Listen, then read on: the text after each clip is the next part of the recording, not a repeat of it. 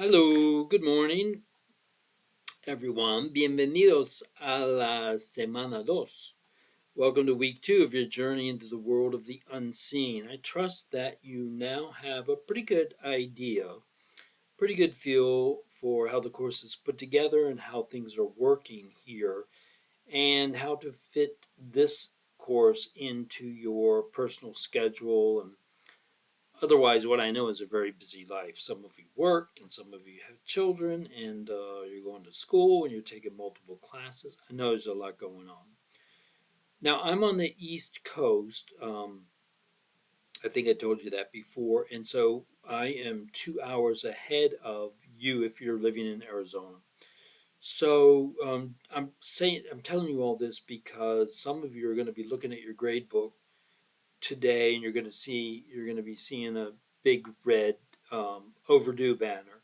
That's because I'm 2 hours ahead. So 11:59 Arizona time is 2:59 a.m. for me on the East Coast. I'm usually not up. Sometimes I'm up, but I'm usually not up at 3 o'clock in the morning grading assignments. So that means today I will be grading your assignments from last week, updating your grade books, okay? So if you see that big red overdue banner, don't freak out. Don't worry about it. I already know you've done if you did your assignment, you turned it in, you submitted it, you're good to go. However, in the future, if you do not, if it bothers you to see the overdue banner, then once you complete an assignment, just post a screenshot of whatever the assignment is or the quiz or the homework or whatever. Just post a screenshot and yours will pop up submitted. And if that makes you feel better, then fine. Otherwise, I'll get around to, I usually get them done on Monday, but if not, no later than Tuesday. If Wednesday morning rolls around and your grade book is not updated, then you need to contact me because then there's something going on. All right. So let's see. So this week we touch on one umbrella topic from chapter 4. It's microbial growth. But there are a number of subtopics within this microbial growth chapter. First is microbial reproduction. Now, you will learn in your reading that bacteria reproduce asexually. Anytime you put a or an on the front of a word, usually that means without. So asexually means they reproduce without sex. And what that means is there are no male and female bacteria. Bacteria just simply divide into two. We call that binary fission, okay? They reproduce, they duplicate their genetic material, and then split into two. That first cell is called a parent cell, and the two resulting cells after binary fission, after quote unquote reproduction, those are called daughter cells. That has nothing to do with gender. It's just an old term that has stuck. We call them daughter cells. They're neither male nor female. They're just bacteria, new bacteria, okay? But what you want to realize is that with every division, right, the bacterial population effectively doubles. So if you have one cell and it divides by binary fission into two cells, then the next generation, each of those cells will divide themselves and you'll get four cells. And then they divide and you get 8, 16, 32, 64, like that. Okay, so every generation, the bacterial population effectively doubles. And that's how you can understand how bacteria can very quickly overwhelm the human immune system because you just don't have one or two little cells trying to harm you, right? E. coli divides, a generation time for E. coli is 20 minutes. So every 20 minutes you get a doubling of the population. So if you start with 100 cells, then after one generation, after 20 minutes, you have 200 cells, right? So the bacterial population grows very quickly and can easily overwhelm the human immune system, which sometimes takes a little bit of time to figure out what's going on and then to really kick into gear. Okay. The next subtopic is biofilms. Now, many colonial bacteria grow as mats or films, we call them biofilms, on susceptible surfaces. Okay, you're familiar with like the slippery film that grows on the side of a swimming pool or a bathtub that doesn't get cleaned. That's a biofilm. That slippery, slimy film that forms on your teeth overnight, we call a plaque. Yes, that is a biofilm as well. So you learn about biofilms, films or mats of living organisms. That's the bio part. Microbial growth in the lab. Now, of course, in your lab, concurrent with this course, you're actually next week, week 3, you're going to be growing bacteria right there in your own home, right? In a controlled setting, of course. But this week, you're going to learn how we grow bacteria in the lab and how we study microorganisms, right? We culture them. So you learn the importance of the streak plate, which you'll do practically next week. Um, and you'll learn about bacterial growth curves, the lag, log, right? Stationary death. You want to um, pay attention and understand what's going on with each of those phases of the bacterial growth curve. And then finally, you'll learn about some factors that influence microbial growth, including temperature, light, oxygen availability, water. Ideal conditions for bacterial growth are warm, moist, and dark. And this is normal bacteria, not extremophiles, but warm, moist, and dark. And that makes the human body, the inside of the human body, the perfect um, incubator for bacteria. It's dark in there, it's warm in there, obviously, and it's very moist. And so when you grow your bacteria, when you culture your bacteria next week, you want to incubate your cultures in a warm, dark environment. The moisture comes from the medium, either the nutrient agar plates or the nutrient broth that you initially hydrate your bacteria with. The moisture comes from the medium, but when you incubate them, you want to put them in a dark, warm environment in order to grow. Okay, enough about that. You'll learn more about that from your lab instructor. So, housekeeping items for the week: make your topic 2 discussion post. It's due no later than Friday, July 4, 11:59 p.m. GCU time. I know Friday is the 4th of July, and this is a holiday weekend. Um, and that's all I'll say about that. If you have family obligations for the holiday weekend, you're gonna have to work it out.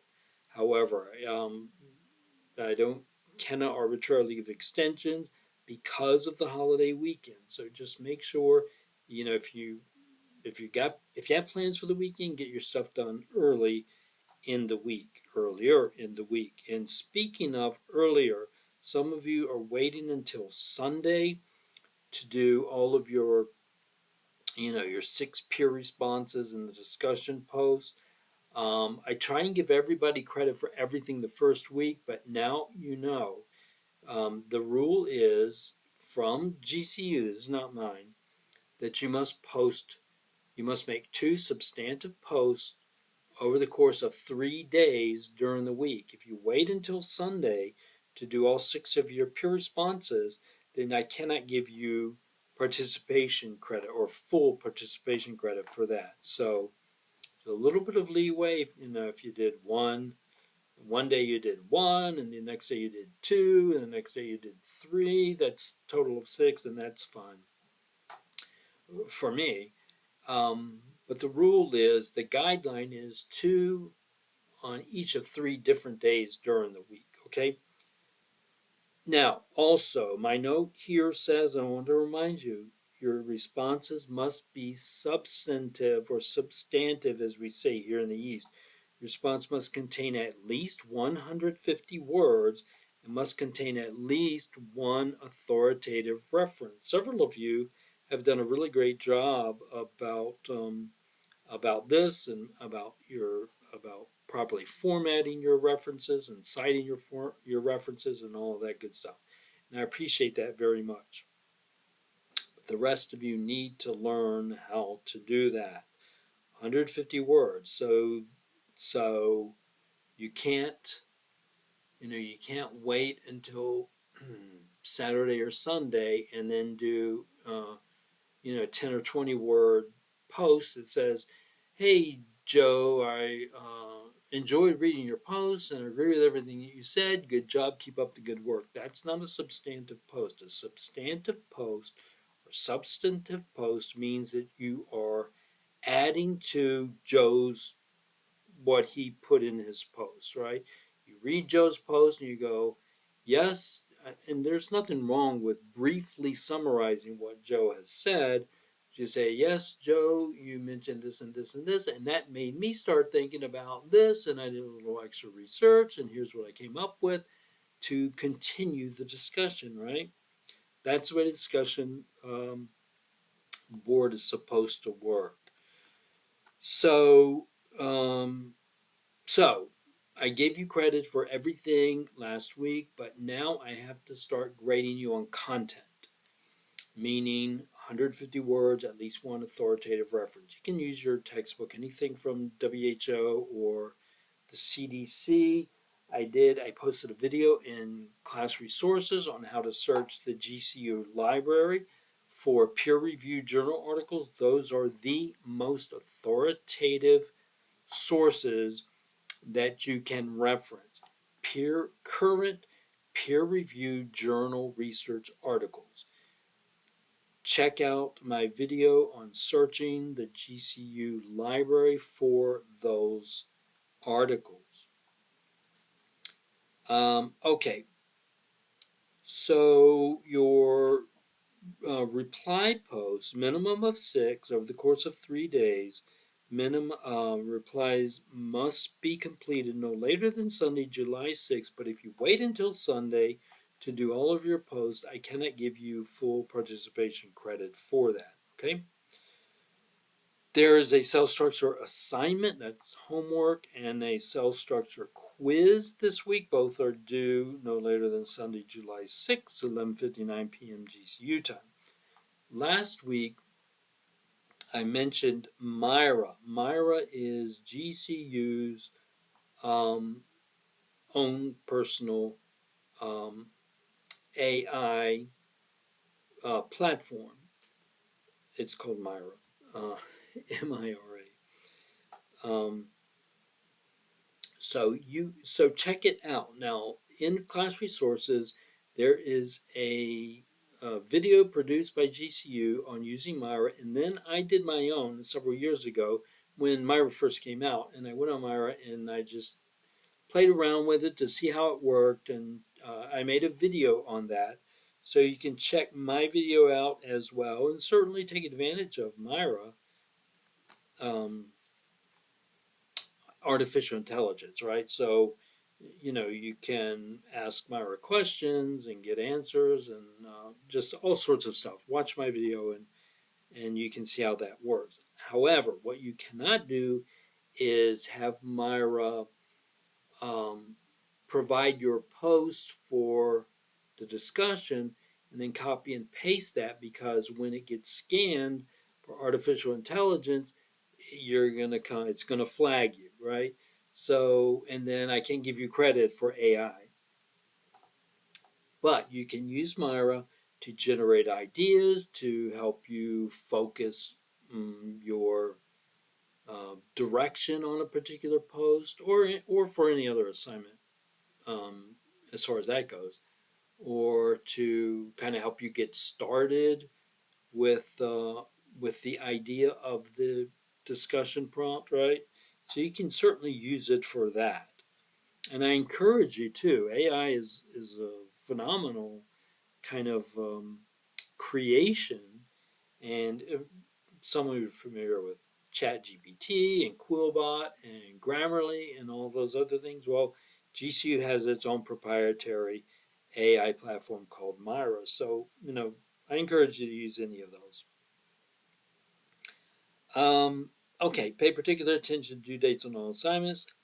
Proper credit only given for timely submissions. Any questions, issues, problems?